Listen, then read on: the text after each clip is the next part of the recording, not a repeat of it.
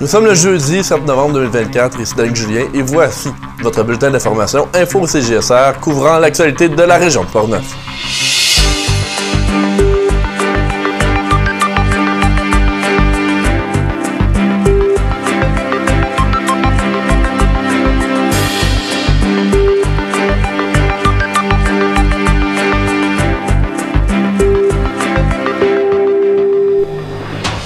La MRC de Portneuf a présenté aujourd'hui même un plan pour préserver le site du manoir Allsop de Cap-Santé et du fort Jacques-Cartier. Le Noël d'antan de Cap-Santé sera de retour cette année. Arthur nous réserve un reportage. Pierre Dugal, vétéran bien impliqué au Québec, sera en studio en prévision du jour de souvenir. La campagne Nez Rouge sera régie par le Halo cette année, encore une fois. Finalement, nous faisons un retour sur la journée des superviseurs de Saint-Raymond. Bonne émission.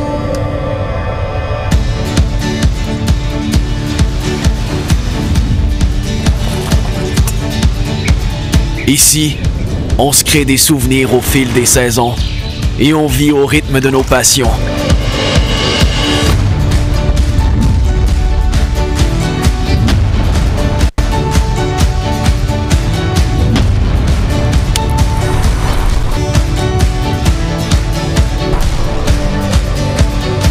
Ici, quand l'aventure nous appelle, on répond.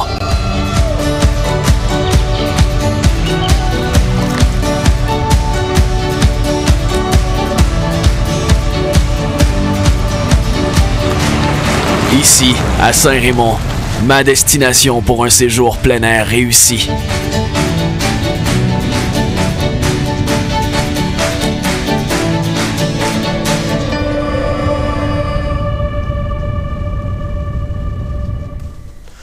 Le manoir Allsop et le fort Jacques-Cartier de Cap-Santé seront maintenant gérés par la MRC de Portneuf grâce à un investissement de 1,9 million de dollars du gouvernement du Québec. Le site regorge d'histoires qui datent de l'époque de la guerre de la conquête. Les 18 maires et mairesses de la MRC ont l'an passé exprimé leur désir de voir ce site historique devenir un joyau régional. En 2019, la ville de Cap-Santé avait acheté le manoir afin de pouvoir préserver le site essentiel à l'histoire du Québec. Je m'étais moi-même déplacé en 2022 pour en apprendre plus sur le sujet. Voici un extrait du guide Dave Bélanger de la Société d'histoire du Cap-Santé à l'époque. Ces embrasures-là, vous voyez, on en a beaucoup, mais ça ne veut pas dire qu'on avait autant de canons. Donc, comment ça fonctionnait? C'est que j'avais une embrasure comme ça ici avec un canon. Derrière l'embrasure, j'avais un lit de pierres. Ces pierres-là, on les remontait de la rivière Jacques-Cartier. On prenait ces pierres-là, on les remontait, on faisait une plateforme, et par-dessus, on faisait une plateforme de bois. Et donc, les canons faisaient quoi? On pouvait les prendre et les déplacer. Donc, ces canons-là ressemblaient beaucoup à ce que vous avez ici. Tantôt, vous pouvez regarder la petite image. Que ces photos-là, ce sont de mes amis des canonniers bombardiers de la ville de Québec. C'est des reconstructeurs historiques. Et le canon que vous voyez, c'est une reproduction exacte d'un canon français de l'époque de la Nouvelle-France. Le site historique sera mis à niveau pour apprendre aux futures générations ce pan de l'histoire québécoise. Pour que le financement soit attribué, il fallait que les maires de Portneuf se mettent d'accord sur l'importance du projet. Voici le ministre responsable de la capitale nationale, M. Jonathan Julien, concernant l'importance de cette collaboration. On a agréable surprise de... Tu sais, puisqu'on est ici à Cap-Santé avec un projet de 1,8, 1,9 million au bas mot. Puis je dis, comment tu fais ou comment vous faites pour arbitrer ces projets-là? Parce que des fois, on regarde les MRC, puis c'est la somme de municipalités qui font en sorte que quand on investit ici à Cap-Santé, certains pourraient dire, ça serait plus le fun que ce soit chez moi. Puis on dit, écoute, on a eu des projets, on a regardé ça ensemble, puis on l'a retenu ensemble, ce projet-là, parce qu'on y croit pour le développement historique, culturel, pour le développement de notre région, touristique, puis on a décidé que c'était le bon lieu pour utiliser le fonds Région Ruralité, là, le fonds régional FRR volet 3. Alors ça, je le reconnais de votre MRC. Vous avez maire et mairesse dans chacune de vos municipalités des enjeux distincts, puis des fois on y répond plus ou moins bien, je le reconnais. mais votre capacité de travailler ensemble en collaboration, en collégialité, pour faire en sorte qu'on développe la MRC Portneuf, puis ça bénéficie aux autres, bien que des fois les projets soient dans une municipalité ou dans l'autre. Alors, félicitations. C'est toujours plus facile. J'ai toujours dit, si vous vous chicanez entre vous autres, ça va être plus facile pour moi parce que j'aurai pas grand-chose à faire. Puis si vous vous concertez, ça va être plus difficile de ne pas tendre l'oreille et dire, écoutez, c'est un mouvement de l'ensemble de la MRC, de l'ensemble des élus, de l'ensemble des citoyens qui fait en sorte qu'ils mettent l'épaule à la roue et on s'en va dans la même direction. Fait que je vous félicite pour ça, puis je le reconnais à chaque fois que je vous rencontre. Alors, bravo. Le maire de Cap-Santé, Michel Blackburn, a porté le projet pendant plusieurs années en espérant trouver un partenaire afin que le projet prenne de l'ampleur pour réaliser son plein potentiel. Le partenariat avec la MRC fera en sorte que ses efforts seront récompensés. Voici l'entrevue que j'ai réalisée avec lui et le préfet de la MRC, M. Bernard Gaudreault, après la conférence de presse. Un projet que vous avez beaucoup tenu. Dites-nous comment vous vous sentez là, après avoir fait l'annonce que la MRC va justement vous aider dans ce projet-là. Écoutez, c'est l'aboutissement de notre partie du travail, nous, à Cap-Santé. Hein. Tout ce projet-là n'aurait pas pu venir au monde si la Ville de Cap-Santé n'avait pas procédé à un moment donné à l'acquisition du site. C'est à peu près impossible d'envisager que la MRC l'aurait fait à notre place sans avoir de projet. Alors, il a fallu faire tout en amont les projets, les études de faisabilité pour aller rechercher l'adhésion des maires de la MRC de Portneuf pour justement créer ce projet-là qui se décline maintenant dans le projet signature. Donc, on est très fiers aujourd'hui de passer le flambeau à la MRC de Portneuf. La Ville de Cap-Santé aura fait son bout. Évidemment, on va toujours rester des partenaires, hein, c'est sur notre territoire, mais la MRC va être bien mieux outillée que la Ville de Cap-Santé pour faire fleurir puis grandir ce joyau. M. Gaudreault, donc, j'aimerais savoir, au niveau de la MRC, qui est, comme M. Blackburn le dit, mieux outillé pour profiter un peu du potentiel de ce secteur-là. Comment on va faire pour être capable de mettre en valeur le site du Manoir Alsop et du fort Jacques-Cartier? Alors, d'abord, la MRC va s'inscrire dans la continuité des actions qui ont été initiées et entreprises par la Ville de Cap-Santé. Vous savez, on a le privilège d'être un partenaire institutionnel d'exception avec la Ville de Cap-Santé et on va assurément continuer les différentes mesures, les projets qui ont été identifiés dès le début. Et maintenant que le bâtiment, que le site devient dans le giron régional, on a des opportunités qui vont nous permettre d'accomplir différentes ambitions que nous souhaitions mettre de l'avant, notamment la mise en valeur de ce site d'exception. Et rapidement, on aura nos équipes respectives à élaborer un plan d'action qui va nous permettre de phaser nos différentes interventions. Et ce qu'on souhaite dans la première étape, c'est de faire découvrir ce site d'exception-là aux nombreux Portneuvoises et Portneuvois, mais également à l'ensemble des visiteurs de la capitale nationale. Donc, on va rapidement continuer les actions entreprises et tenter évidemment de les rendre attractives et accessibles. Depuis quelques années, la Société d'histoire du Cap-Santé fait aux Journées de la culture de l'interprétation du site du fort Jacques-Cartier. Est-ce que des initiatives comme ça vont être encore épaulées par la MRC de Portneuf? Est-ce qu'on va continuer les collaborations? Absolument. Écoutez, les gens, on a le privilège de pouvoir compter sur l'implication de nombreux bénévoles de Cap-Santé, de la Société d'histoire de Cap-Santé, des gens qui souhaitent continuer à animer le site, à partager leurs connaissances, leur expérience, leurs idées. Alors, nous ne nous priverons assurément pas de cette richesse. Et nos équipes régionales vont s'assurer, évidemment, d'additionner également nos différents projets, nos différentes idées, afin de s'assurer d'avoir un produit qui est en amélioration continue. Donc, je vois d'un très bon œil la continuité de notre excellente collaboration avec les gens de Cap-Santé. Alors, merci à vous deux de vous être rendus disponibles. Est-ce qu'il y a quelque chose que vous voudriez dire là, en terminant là, pour conclure cette entrevue sur la nouvelle qui touche le Manoir Alsop? Peut-être que je donnerai en terminant la parole à vous, M. Blackburn. Bien, écoutez, moi, je veux remercier l'ensemble des élus de la MRC de Portneuf qui ont cru à ce projet-là quand ils ont voté pour faire du Manoir Alsop et du fort Jacques-Cartier le projet signature de la MRC de Portneuf.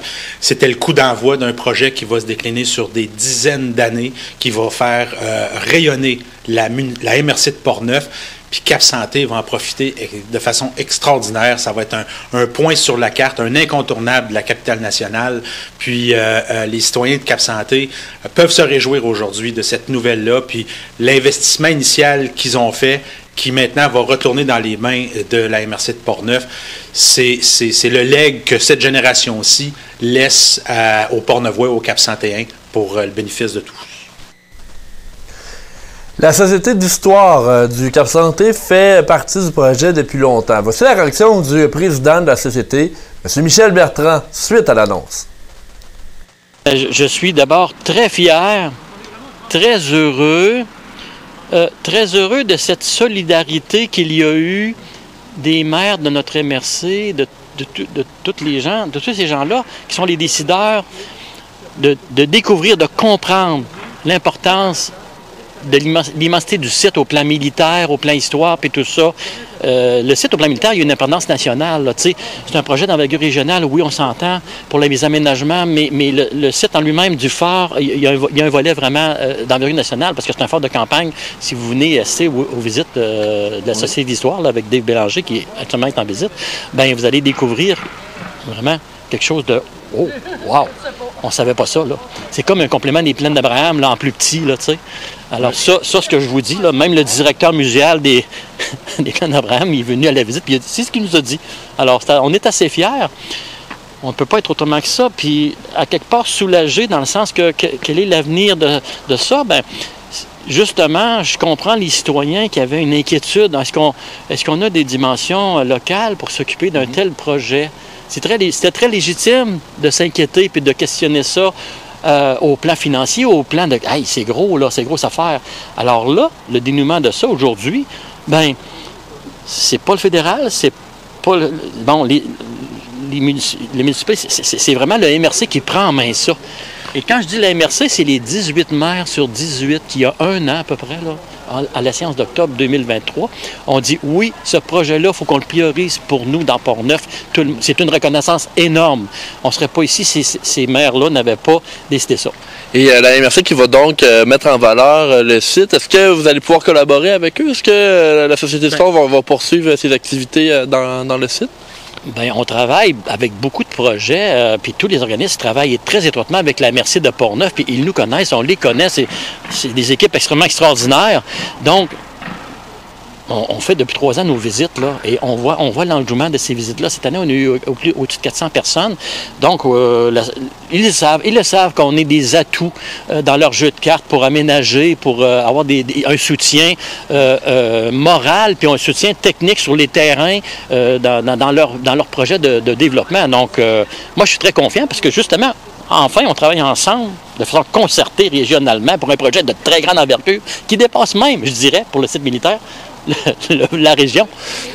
Et je sais que vous vouliez aller à la visite, ils viennent de partir, donc je ne prendrai pas votre temps. Peut-être une dernière petite question là, en terminant concernant le fort Jacques-Cartier. Tout à l'heure, Bernard Godreau a exprimé son rêve. Il aimerait ça voir des visites scolaires dans le futur. Est-ce que vous partagez ce rêve-là, vous, Michel Bertrand, président de la Société d'histoire?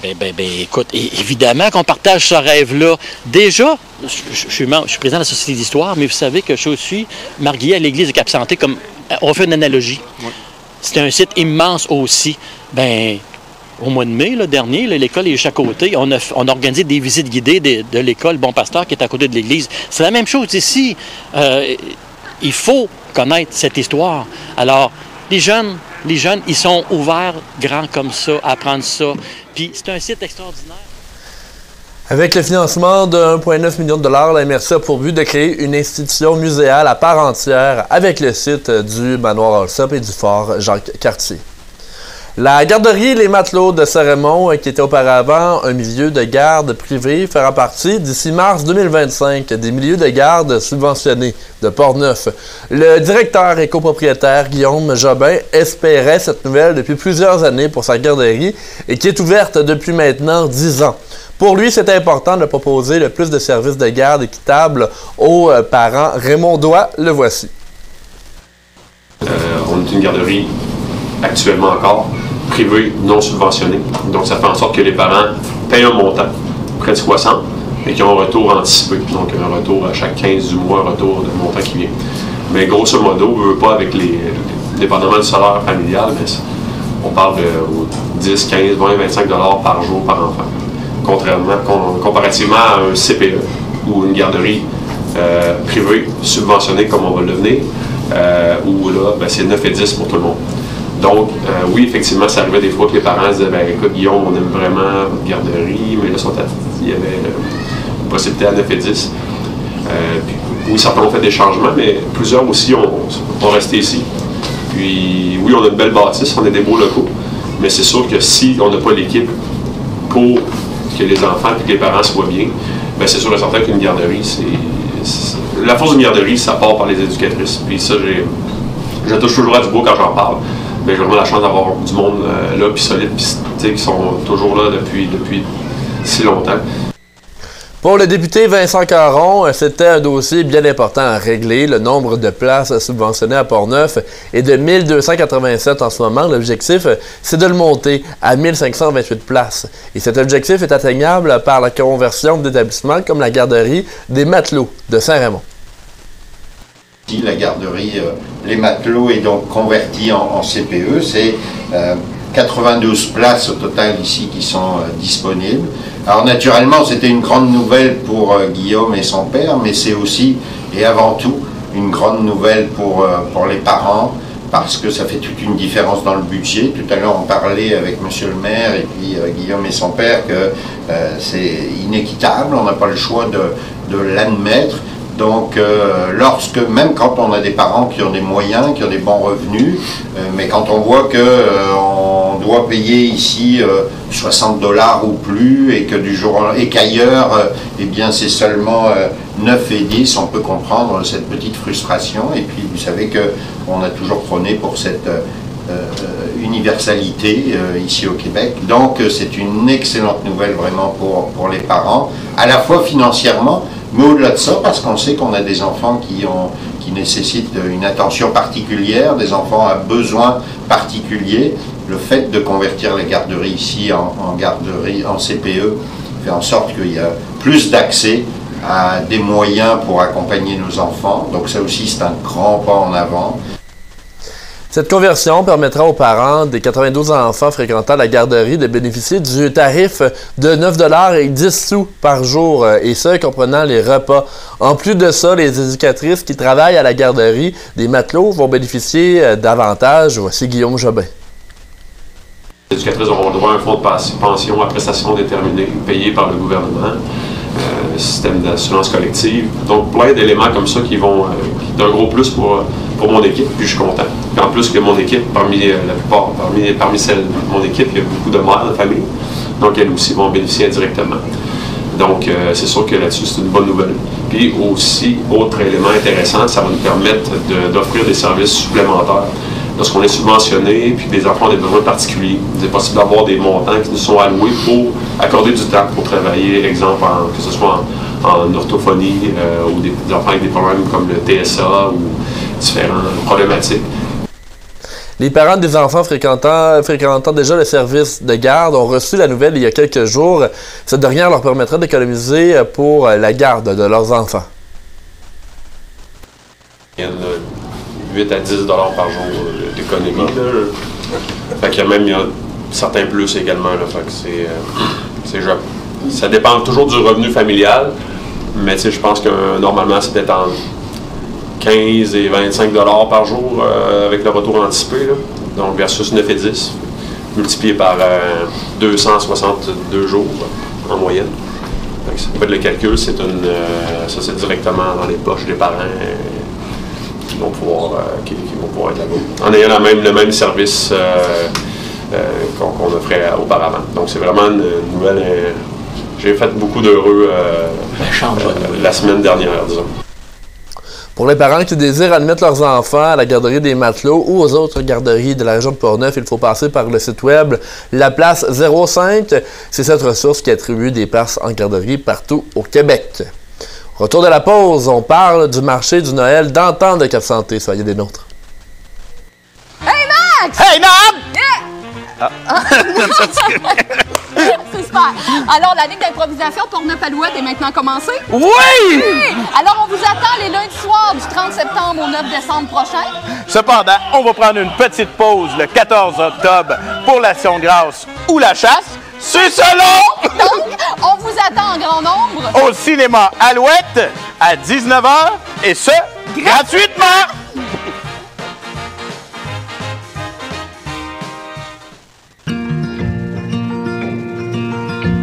Je m'appelle Suzy Bertrand. Je travaille pour CJSR, la télévision communautaire à Saint-Raymond. Je suis la directrice générale. Mon nom est Marc Després, donc je suis directeur de la télévision de la Métis. Bonjour, mon nom est Danielle Yvon, directrice générale de CTRP. Bonjour, je suis Sophie Ricard. Je suis directrice à la télévision communautaire de Saint-Maxime-du-Mont-Louis en Haute-Gaspésie. Michel Montminy, je suis président directeur général de la station de télévision CMA-TV à Montmagny. Bonjour, mon nom c'est Geneviève Sir, je suis la directrice de la télévision communautaire de la région des Appalaches. Mon nom est Mirko Da Silva, directeur de la TVRP, la télé du Rocher-Percé. Mon nom est Caroline Bloin, je travaille à TVCE et je suis directrice adjointe. Danny Bérubé, journaliste animateur à CTB-TV de Saint-Gabriel. Bonjour, Ghislain Vachon, je suis coordonnateur de la télévision communautaire des Basques du Haut-Pays. Je m'appelle Émilie Boulay-Chouinard, je suis la directrice de la télévision communautaire de la vallée de la Matapédia, communément appelée TBC de la Matapédia. Francis Fortier, directeur général de la télévision communautaire de l'Érable. Roger Roy, directeur de TV Haute-Gaspésie à Saint-Anne-des-Monts. Bonjour, mon nom est Martin Ouellette, je suis directeur général à la télévision communautaire de Charlevoix-Ouest, TVCO.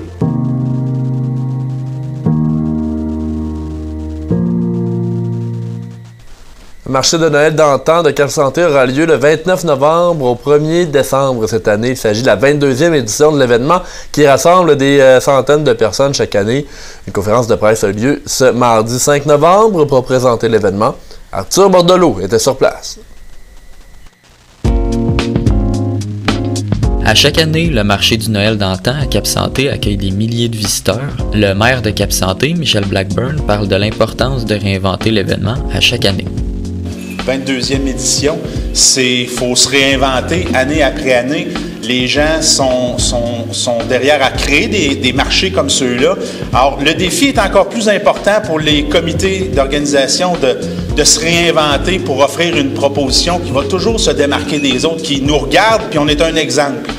Donc là-dessus, je tiens vraiment à lever mon chapeau au comité d'organisation, au CA, pour cette qualité-là que vous avez de vous réinventer année après année pour offrir une proposition qui va savoir séduire les gens puis de les fidéliser à venir et revenir chez nous à Cap-Santé.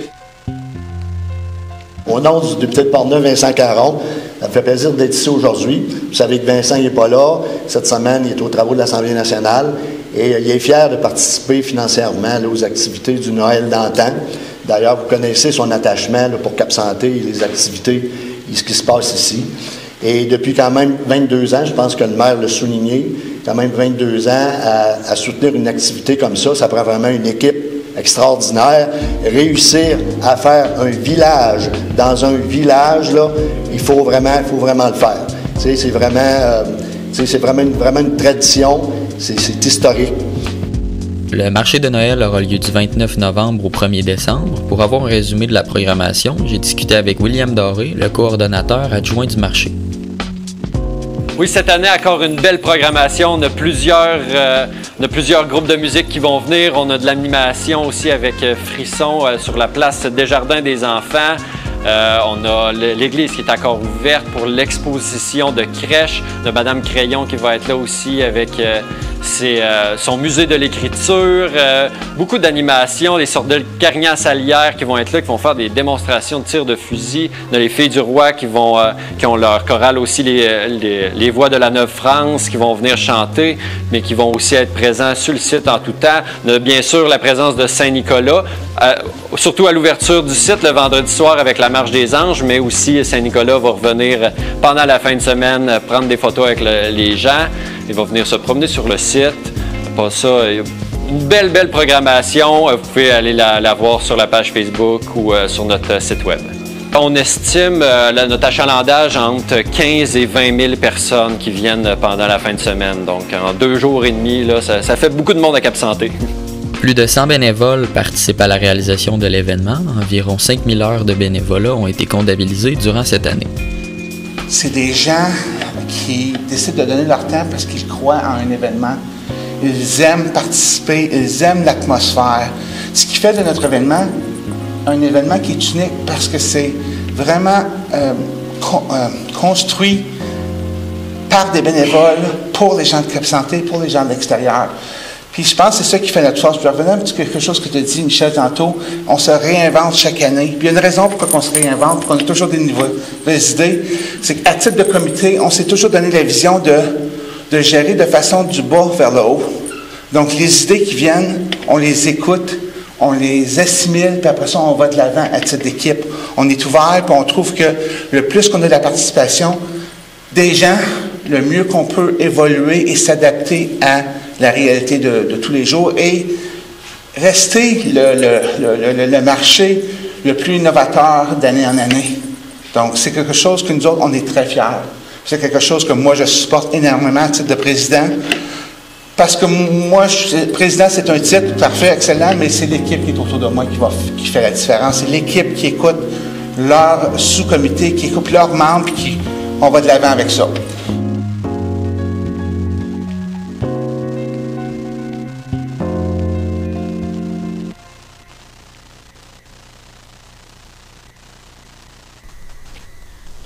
La journée des superviseurs a eu lieu ce mercredi 6 novembre au Centre multifonctionnel Roland-Dion de Saint-Raymond. Plus de 150 employés et superviseurs d'entreprises, organismes de Portneuf étaient présents. 3 conférenciers étaient sur place pour expliquer des concepts importants destinés aux superviseurs. La première conférence a eu lieu de 9h à 10h30 par Alain Sanson, qui cumule plus de 30 ans en tant que conférencier. J'ai d'ailleurs eu l'occasion de discuter avec lui. Absolument. En fait, depuis 33 ans, je suis auteur, formateur, conférencier. J'ai écrit 140 livres, diffusés un peu partout dans le monde. J'ai suivi des formations, un MBA, une formation en psychologie positive, ce qui fait que depuis toutes ces années, j'ai développé une panoplie d'idées, d'outils qui permettent de rendre les organisations plus résilientes, plus innovantes. Et d'ailleurs, c'est ce qui vous a amené ici à la journée du superviseur de Portneuf. Vous avez fait une conférence sur en fait, le leadership inclusif. Pouvez-vous nous parler de ça? Leadership inclusif, c'est la capacité d'adapter notre leadership afin que même si une personne différente se joint à notre groupe, ça peut être une différente culture, ça peut être un âge différent de la majorité, ça peut être une limitation physique. Comment faire en sorte que cette personne-là, non seulement fasse partie de l'équipe, mais ait le sentiment d'être incluse, ait le sentiment d'être valorisée, de faire partie de la gang. Et comment on peut faire là, en tant que superviseur et en tant que collègue de travail pour inclure ces personnes-là? En tant que leader, on fait comprendre à nos gens que c'est important et que c'est une responsabilité partagée de créer de l'énergie et de créer des liens affectifs avec tout le monde. Par exemple, se trouver des points communs. Parce que dès qu'on se trouve un point commun avec quelqu'un, on l'aime plus. Deuxièmement, apprendre à féliciter. Même si c'est un nouveau, il est en mode apprentissage. Il n'est pas à notre niveau encore, mais chaque petite amélioration devrait être félicitée. Ensuite, parler au « nous ». Au lieu de dire « on sait bien, vous autres ». Et finalement, être une source d'émotions positives, parce que c'est comme ça qu'on bâtit une équipe ou une tribu résiliente. La chargée de projet, Julie Trudel, nous explique qu'une journée comme celle de mercredi est très importante aujourd'hui, alors que plusieurs superviseurs sont confrontés à plusieurs problèmes complexes. La voici. Oui, jusqu'à maintenant, on est vraiment contents. C'est une super de journée. Écoutez, c'est la deuxième fois qu'on refait cet événement-là. Cette fois-ci, on a dépassé le 150 participants, fait que c'est vraiment un succès. Il y a des entreprises qui étaient là lors de la première édition qui sont encore de retour et on a plein de nouvelles entreprises, bien sûr, qui sont là. Fait que je pense que ça répond vraiment à un besoin. Cette journée-là, en fait, elle s'adresse à des superviseurs, des gens qui travaillent, qui gèrent des équipes de travail au sein d'entreprises. Donc, qui ont à gérer, je te dirais, une équipe de travail, hein, c'est pas homogène. C'est des individus, puis chaque individu arrive avec son bagage, ses valeurs, ses forces, ses faiblesses. Puis, on gère aussi la diversité, de plus en plus une diversité culturelle, une diversité générationnelle. Je vais avoir des travailleurs qui sont jeunes, des travailleurs qui sont plus des retraités, Avant, hein, c'était plutôt le parcours avant était comme linéaire. Mais là, c'est vraiment très, très, très différent. Donc, ça amène vraiment des défis, puis comment je te dirais, des défis dans les entreprises pour ces gens-là qui ont à gérer des équipes de travail. Fait qu'on veut vraiment venir leur donner des outils puis les inspirer pour ensuite de ça devenir des leaders dans leur propre milieu. La journée des superviseurs d'aujourd'hui, c'est la 2e édition. Oui. Exactement. Il y a des nouvelles entreprises qui ont envoyé des superviseurs et des employés.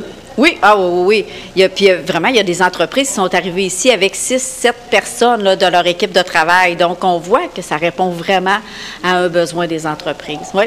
Et vous avez plusieurs partenaires également pour la journée des superviseurs? On a un comité de partenaires, dont Bureau de service Québec, Carrefour Jeunesse Emploi, Accès Travail Portneuf, la Chambre de commerce de l'Est de Portneuf, ensuite de ça, la SADC et la MRC.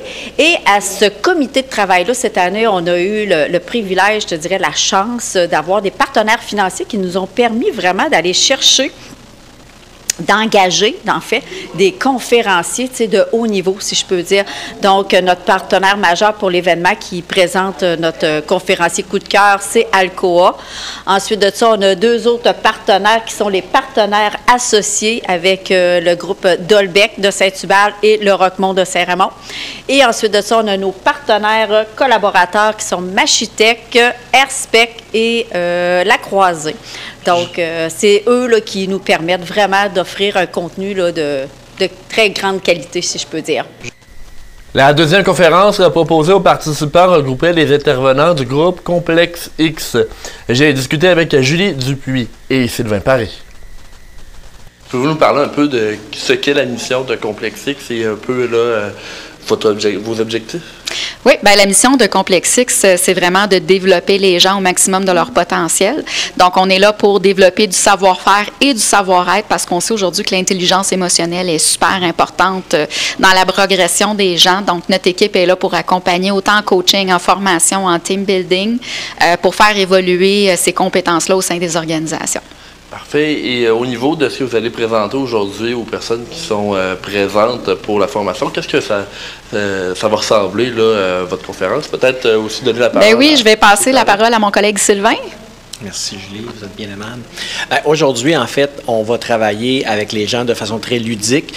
L'idée, c'est d'être différent, bien sûr, puis d'animer vraiment le groupe pour qu'ils sentent vraiment qu'on focus sur leurs besoins. On va parler de la responsabilisation des superviseurs. On va parler aussi du leadership. On va parler un peu de connaissance de soi avec le programme Profil Nova. Dans nos entreprises au Québec, on a une maladie. Puis cette maladie-là, c'est de mettre en position de gestion des gens qu'on appelle des power users.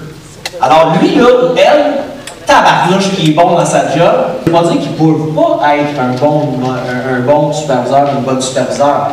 Ça veut juste dire qu'il faut peut-être les accompagner, les soutenir là-dedans pour qu'ils puissent justement faire le travail qu'on leur demande de faire. Est-ce que vous pouvez nous donner des exemples de ces outils-là?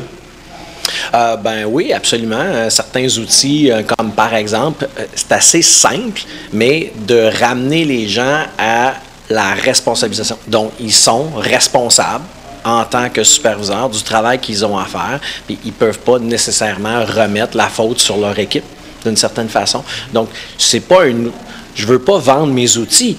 Oui. Hein? Mais donc, je parle vraiment de la responsabilisation. C'est quelque chose pour les superviseurs qui fait une différence parce que ça leur permet justement d'avoir vraiment une bonne prise sur leur équipe. Donc là, aujourd'hui, vous commencez vers 10h30, vous terminez vers midi, c'est exact? Exactement. Oui, puis on reprend après le dîner là, pour une deuxième partie avec 2 autres thématiques. Donc il va y avoir, j'imagine, un moment de réflexion sur l'heure du dîner également proposé aux participants? Bien, on espère que ça va susciter des réflexions parce que chez nous, chez Complexe X, ce qu'on aime, c'est les prises de conscience parce que pour passer à l'action, quand on forme des gens, il y a juste 6 % de rétention quand on fait juste du transfert d'informations, mais quand on fait de l'expérimentation, comme on va faire avec le groupe aujourd'hui, bien, on peut monter jusqu'à 80 % parce que les gens prennent conscience en manipulant.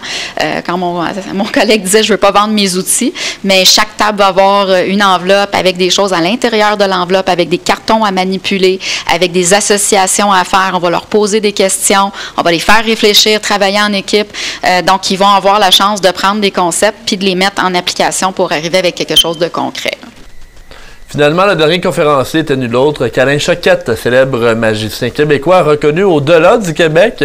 J'ai voulu comprendre son implication face à la journée des superviseurs. Voici un segment de l'entrevue. J'anime la journée, donc je présente les différents intervenants et à la fin, je fais une conférence que je fais depuis plusieurs années qui s'appelle « Les pouvoirs magiques en nous », où je mets en parallèle les problèmes, les difficultés que vivent les gens qui sont devant moi dans leur métier, au bureau, familiaux, et je fais un lien avec ce que moi j'ai vécu. Donc, qui est le rêve d'un petit garçon qui a reçu en cadeau un jeu de cartes à l'âge de 8 ans, puis qui a eu un rêve de faire de la magie à Las Vegas et d'être le premier francophone à jouer là-bas. Et toutes les étapes rencontrées au long de ce cheminement-là, les claques à la gueule que j'appelle, ben c'est à peu près la même chose que les gens rencontrent dans leur travail. Et on fait vraiment un parallèle entre eux et moi, et comment moi je me suis ressorti de ça par la créativité, trouver une solution, aller chercher comment rebondir. Alors c'est un peu un genre de conférence témoignage qui fait un lien avec les gens qui m'écoutent et qui me regardent. Voilà. Donc vous avez fait cette conférence-là depuis déjà quelques années. J'imagine que la réception est bonne là, des gens qui y assistent. En fait, c'est une conférence qui est plus témoignage, qui est pas, moi je donne pas de trucs, je donne pas de conseils, je fais juste parler de ce que j'ai vécu. Et ce qui fait la force de la conférence, c'est qu'il y a une interaction qui se fait. Il y a des gens qui montent sur la scène, je vais dans le public, tout le monde participe à un moment donné. Je fais des mises en situation où je me retrouve devant des décideurs et comment j'ai réagi, comment j'ai trouvé une solution pour convaincre ces gens-là. Alors, c'est un peu ce que les gens vivent. Et au niveau des ressources humaines, au niveau des relations humaines, j'ai moi-même eu des employés, j'ai ma propre entreprise. Donc, tout ça fait en sorte que c'est une conférence qui est très drôle. On rit pendant 1 heure, mais à la fin, il y a un moment où vraiment on fait une belle réflexion sur ce qu'on vit. Puis des fois, ça va chercher la larme. Lundi prochain marque le jour du souvenir au Québec. Pour l'occasion, nous avons reçu en studio le vétéran Pierre Dugal.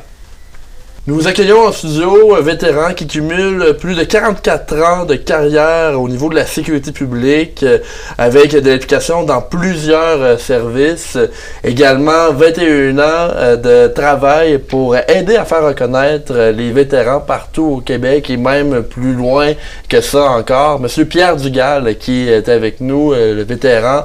Bonjour. Merci de m'avoir invité. Merci d'être des nôtres. Nous sommes à l'aube du jour du souvenir en ce 7 novembre 2024. Et vous, M. Dugal, vous êtes également le fondateur du comité contributeur Garde Reconnaissance. Vous êtes à la base des plaques qui sont arborées par plusieurs vétérans au Québec depuis 2019. C'est exact? Oui, c'est ça. On est rendu actuellement à 37 376 adhésions pour la plaque vétéran du Québec. Donc, justement, ça a été un travail de longue haleine pour vous, parce que vous me disiez, avant qu'on commence l'entrevue, qu'avant 2019, il n'y en avait pas de plaque pour les vétérans, tandis qu'ailleurs, en Amérique du Nord, c'était déjà une pratique qui était bien courante. Oui, aux États-Unis, depuis 1946 particulièrement, ils ont débuté ça.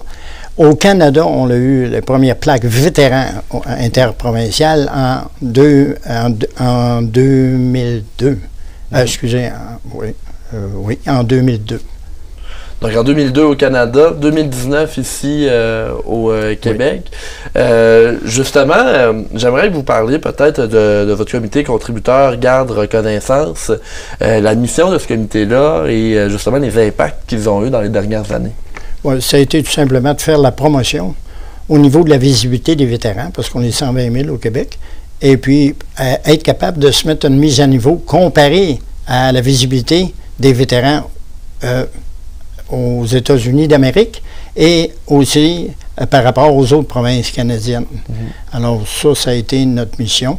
Et à date, ça fonctionne très bien. On avait un rattrapage à faire. Et ça, c'est grâce toujours aux citoyens et aussi qui l'apprécient. Et on en est où maintenant en 2024 au niveau de la visibilité des vétérans au Québec? Oui, faire une comparaison, en 2021, on était 40 ans en arrière États-Unis, on était 17 ans en arrière avec les autres provinces canadiennes. On avait une visibilité de 8 % dans 11 villes, particulièrement, qui nous invitaient et puis qui reconnaissaient notre présence sur leur territoire. Maintenant, le comité a monté ça à 40 % de visibilité au Québec pour 33 villes. Et la dernière, qui est très intéressante, c'est la deuxième plus grande ville au Québec, la ville de Québec, avec M. le maire Jean Marchand. On souligne aussi la belle participation de M. Stevens Melançon, qui est au dossier depuis 4 ans là, sur la procédure, et on vient de l'obtenir, et on est très reconnaissant là-dessus. Et M. Dugal, vous m'amenez à parler justement de votre projet au niveau des stationnements dans les villes partenaires avec vous, parce que justement, c'est de ça dont vous faites référence. Là. Cette semaine, la Ville de Québec a annoncé qu'il y aurait des mesures pour permettre le stationnement gratuit aux vétérans. Oui, ça, c'est pour l'implantation, surtout avec ce qu'on appelle la mobilité, stationnement là, intelligent. C'est vraiment une primeur. Et dans le dossier qu'on a fait au niveau de la province, on a eu l'apport du major général Alain Foran, qui était notre président d'honneur. On a eu aussi le maire de Louisville, M. Yvon Dehaye, qui était d'une grande participation pour faire la connexion avec les villes du Québec. Alors, il faut remercier quand même ces gens-là et tous les gens qui ont participé au comité aussi, là, parce que on a eu un comité, c'est un esprit d'équipe. Lundi prochain, c'est le jour du souvenir et justement, c'est peut-être l'occasion pour rappeler aux citoyens du Québec le devoir de mémoire. C'est quelque chose qui est important pour honorer les vétérans. Pouvez-vous nous parler un peu du devoir de mémoire? Le devoir de mémoire, c'est justement, et ça va beaucoup, il y a même une prière avec les Forces armées canadiennes, c'est qu'on reconnaît, si vous voulez, ceux et celles qui ont laissé leur vie. Parce que mon père, moi, c'est un ancien combattant, 39-45, ils ont souffert, ils sont venus des séquelles. Et nous avons beaucoup, et c'est reconnu de plus en plus, le post-traumatique. Et ceux qui ont été amputés, défigurés, qui ont été blessés dans leur corps, leur esprit, leur âme. Alors, c'est une réflexion importante. Et c'est le public aussi qui permet un échange là, de visibilité. Et cette journée-là, on a une parade officielle et on pleure. Alors, c'est pour les célébrations du 11 novembre, en fait, les commémorations, devrais-je dire. Monsieur Dugal, j'aimerais également parler avec vous. Vous me disiez, Ville de Québec, avec les efforts de stationnement, ça a été annoncé cette semaine. Nous, on est à la télévision communautaire de Portneuf. Je me dois de vous demander, au niveau des mesures qui sont prises par les villes de Portneuf, est-ce qu'il y en a des villes de Portneuf qui ont des espaces de stationnement réservés pour les militaires? À l'heure actuelle, on a un dossier, c'est justement Donnacona, oui. Avec monsieur le maire qui est là, qui est un vétéran, un stationnement. Mais on a eu aussi une primeur canadienne incroyable. Je voudrais remercier le grand chef Huron-Wendat, monsieur Rémi Vincent. Nous avons obtenu un stationnement vétéran, le premier au Canada sur 650 bandes. Premier stationnement vétéran autochtone, Première Nation, à Wendake. Faut les nommer, parce que les Autochtones ont collaboré dans nos guerres depuis 200 ans et n'avaient pas la reconnaissance. Maintenant, on traite vétérans. On va traiter des militaires, des réservistes, des vétérans, autres peuples, autres nations. Et ça, c'est un plus maintenant. Et c'est important justement pour souligner les efforts qui ont été faits par tout le monde là, oui. Au niveau de ce qui a façonné le pays dans lequel nous vivons aujourd'hui. Monsieur Dugal, un autre sujet dont j'aimerais parler avec vous, qui est quelque chose selon vous qui est extrêmement important de préserver, c'est le cimetière de Pointe-Claire. Qui est un cimetière bien important. Pouvez-vous nous parler un peu de ce dossier-là? Oui, c'était inconnu. J'ai été sensibilisé et je dois dire que là, on va mettre la lumière sur un futur. C'est un projet qui est en marche et depuis longtemps. Ça date, on va dire, dans les années 1930. Là. Et nous avons à Pointe-Claire le Fonds du souvenir et qui gère le plus grand cimetière militaire où il y a 22 000 occupations là, actuellement. Et puis ils ont besoin de financement. Puis c'est reconnu Patrimoine Canada, champ d'honneur. Maintenant, je voudrais souligner, parce que je ne peux pas parler avec la même puissance que le président de la filière Québec, qui est le brigadier général Gaston Côté, un type formidable. Puis là, il a demandé un support. Il est à Ottawa, à la Chambre des communes actuellement, et il sensibilise les gens pour avoir une parité Québec. Je vais expliquer pourquoi. Parce que le ministère Anciens combattants Canada, bravo, s'occupe vraiment d'un cimetière militaire à Halifax et un à Victoria. Et maintenant, il n'y a pas eu d'arrimage de fait avec la province de Québec pour ce cimetière-là. Alors, on se fait un devoir de commencer à sortir de l'ombre parce que le cimetière, on va tous y être. Et la mission de ce cimetière-là est très particulière parce qu'elle permet à ceux qui n'ont pas les moyens, des vétérans, toute catégorie de vétérans, de pouvoir avoir des funérailles dignes et d'être à côté de leurs compagnons d'armes. Une initiative qui est très importante. J'imagine que vous, au niveau du comité contributeur Garde et Reconnaissance, vous êtes partenaire, vous épaulez justement le cimetière de Pointe-Claire dans ce projet-là. C'est-à-dire qu'on vient de découvrir et on va se faire un devoir, pas de prendre bannière, là, on va se faire un devoir d'être capable, de le diffuser. Puis ça mérite réflexion. Alors nous autres, on vient juste de découvrir. Puis c'est touchant. Parce que, comme je dis, mon père, c'est un ancien combattant. Il n'est pas dans un cimetière militaire. Sur sa stèle, il y a un coquelicot aussi, bien sûr, qui est l'emblème du jour du souvenir. Puis le coquelicot. Puis il y a des cimetières aussi. Il y a beaucoup de cimetières où les Canadiens sont, mais ils sont à l'extérieur en Europe, par d'autres organisations du Commonwealth. Alors, nous autres, on dit simplement, on veut épauler, si c'est possible, le mouvement. Oui, on veut épauler le brigadier général Gaston Côté. Monsieur Pierre Dugal, vétéran, vous, comme j'ai dit, vous êtes fondateur du comité contributeur Garde Reconnaissance. Vous étiez à la base de la plaque qui est arborée par plusieurs vétérans au Québec. Et j'aimerais peut-être savoir, au Québec, là, combien de vétérans y a-t-il dans la province?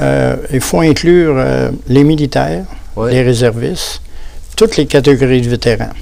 GRC, tous ceux qui ont servi, Service correctionnel Canada est impliqué dans l'obtention de la plaque. On est 122 000 au Québec. Vétérans au Canada, 650 000 au total. Puis, il ne faut pas oublier qu'il y a des familles qui vivent autour de ça. Fait qu'il c'est une belle vue d'ensemble, en fait. On a été une bonne puissance de réserve.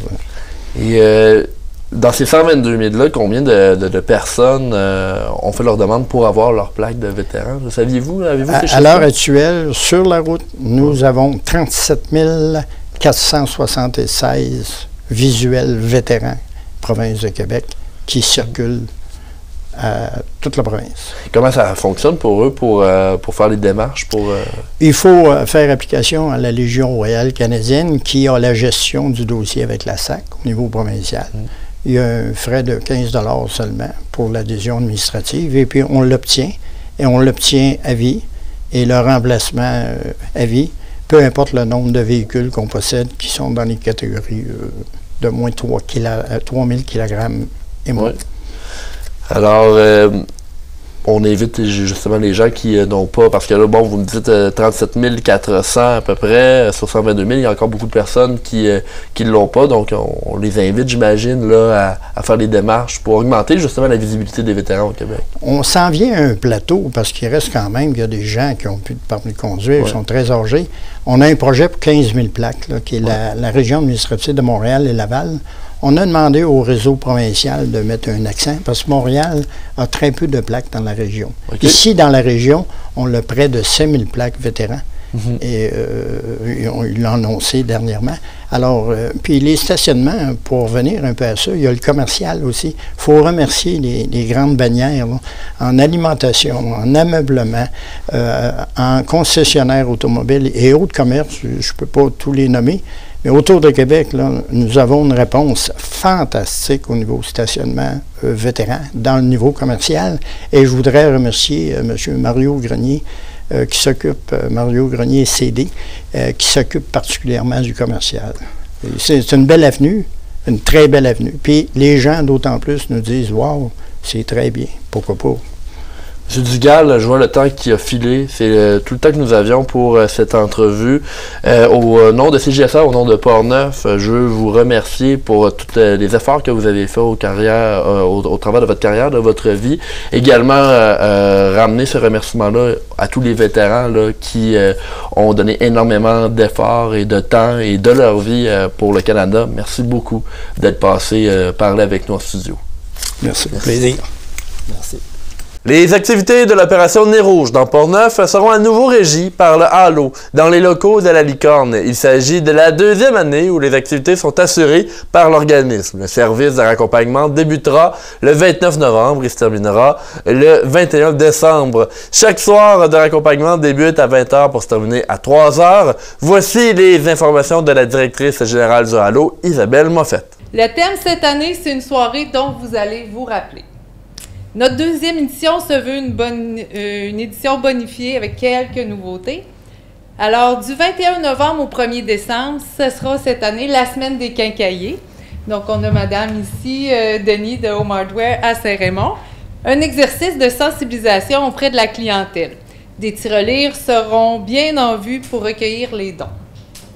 Pour une deuxième année, l'équipe de hockey du senior Métal Perrault nous accueille lors d'un match local le 22 novembre prochain et les profits de la vente de rondelles seront versés en totalité à Opération Nez Rouge. 4 villes participent cette année à nos barrages routiers. Donc, le 14 novembre, il y aura les barrages routiers de Donnacona et Pont-Rouge. Le 21 novembre, ce sera Saint-Marc et Saint-Raymond. Le 30 novembre, la mascotte rendra visite au Noël d'antan dans l'après-midi. Le 6 décembre, c'est la soirée des villes. Donc, on invite les élus municipaux, les employés à créer des équipes pour venir participer à la soirée des villes. C'est un beau petit défi. Le 20 décembre, c'est la soirée Alcoa. La ville de Donnacona a embarqué à nouveau dans le projet et a renouvelé sa confiance envers Isabelle Moffett et son équipe. Voici le maire Jean-Claude Léveillé. Alors, quand j'ai su, c'était Mme Moffett qui en prenait encore possession cette année. Alors, c'était sans équivoque qu'on a décidé d'embarquer, nous, la ville de Donnacona. Parce que je sais, si Mme Moffett prend ça en main, je sais que ça va être bien organisé, bien coordonné. Ça équivaut à une réussite automatique. Lorsqu'on parle de Nez Rouge, bien, c'est sûr qu'on parle déjà des festivités qui s'en viennent dans les prochaines semaines, les prochains mois, l'accompagnement qui va en suivre. Alors, la ville de Donnacona a décidé de s'impliquer encore cette année financièrement, mais aussi, comme à chaque année, pour une 5e ou 6e année consécutive, M. Pagé, qu'on a des équipes. Au moins 6. En 2017. Bon, ça commence, on est rendu à 8, 7. Fait que pour une 7e année consécutive, la ville va avoir au moins 2 équipes encore cette année. Comme votre thème le dit, il y a une soirée dont vous allez vous en souvenir. C'est officiel qu'à chaque fois qu'on se rencontre, les équipes, on en discute, puis on a toujours des anecdotes à dire, des accompagnements colorés, je pourrais dire, pour être poli.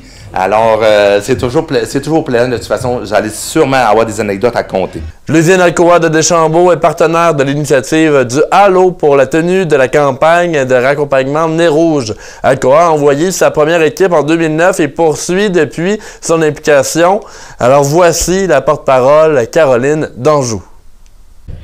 Alors, un de nos partenaires principaux, bien sûr, c'est Alcoa. Donc, on est très chanceux de pouvoir compter fructueux d'année en année. Donc, j'inviterai Mme Marie-Ève Labbé ou Mme d'Anjou, je ne sais pas, à venir prendre la parole. Je peux laisser ma place, là, il n'y a pas de problème. Donc, bonjour à tous. S'il y a quelque chose qui unit Opération Nez Rouge puis Alcoa, c'est bien d'avoir à cœur de mettre au centre de ses priorités la sécurité des gens. Chez Alcoa, vous n'êtes pas sans savoir, hein, on fait de l'aluminium 24 heures sur 27, 24 heures sur 24, 7 jours sur 7, pardon. Mais dans le fond, la priorité est toujours de s'assurer que la santé et la sécurité soient primes là, dans toutes nos opérations et que nos gens puissent retourner chez eux en toute sécurité, en toute santé, continuer à profiter de la vie avec leurs proches. Donc, voilà le rapprochement avec Nez Rouge et c'est pourquoi depuis la première fois, dans le fond, c'est en 2009, qu'une équipe d'Alcoa s'est mobilisée là, pour être à Nez Rouge. Et l'objectif était double. En fait, c'est oui, d'assurer la sécurité des Portnevois et des Portnevois sur la route dans le temps des fêtes, mais c'était aussi de pouvoir contribuer à une cause, là, à un organisme communautaire. Ça a commencé avec Mira, ensuite l'Arc-en-Ciel, puis là, maintenant autour du Halo et de la Licorne, là, de pouvoir profiter de ces sous-là, parce que notre implication se fait dans le cadre des programmes Action. Donc, ça nous permet de mobiliser nos employés, de faire une équipe. Là, cette année, ce sera le 20 décembre, comme on l'a dit précédemment. Mais aussi, ça nous permet de remettre, là, au terme de cette activité de mobilisation et de bénévolat de nos employés, un montant de 3 000 $ pour l'organisation. Fait qu'on est très fiers de ça. Il est toujours possible de devenir bénévole en communiquant avec Nez Rouge, que ce soit par l'application mobile, par Internet ou en appelant au 581-705-0260. La ville de Saint-Raymond a tenu le vendredi dernier, le 1er novembre, sa soirée rendant hommage aux bénévoles œuvrant sur son territoire. Approximativement 28 bénévoles étaient présents au centre multifonctionnel Roland-Dion pour un souper, une cérémonie d'hommage et un spectacle.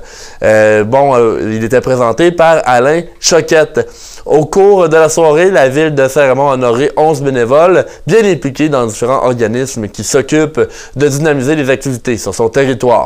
En plus de ça, Saint-Raymond a profité de l'occasion pour rendre hommage à l'organisme bénévole de l'année.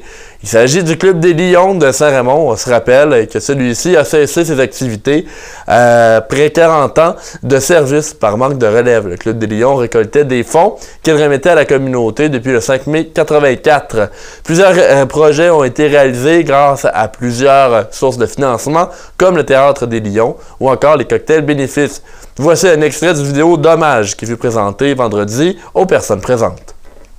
La première implication du Club Lion a été l'achat d'un minibus usagé permettant des sorties aux résidents du centre d'hébergement et de l'hôpital régional de Saint-Raymond. À travers les années, plusieurs projets et organismes communautaires ont pu profiter du soutien financier du Club.